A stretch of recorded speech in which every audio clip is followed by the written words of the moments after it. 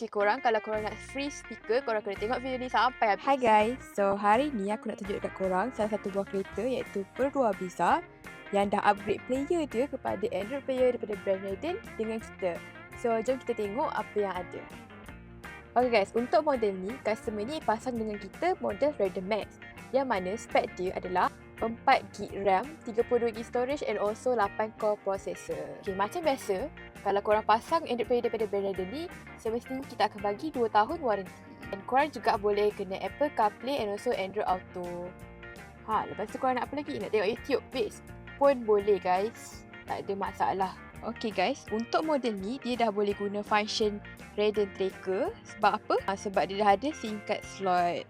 So, kalau korang masuk je SIM card dekat sini, dah settle.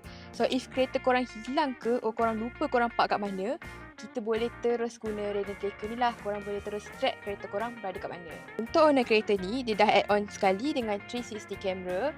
So, dia boleh tengok kereta dia daripada berbagai sudut lah. So, function 360 camera ni memang sangat membantu time korang nak parking. So, memang sangat-sangat memudahkan lah bila kita nak parking. Okay, korang tengok dekat line kuning ni Line kuning ni function dia bila korang gerakkan steering korang, dia akan ikut.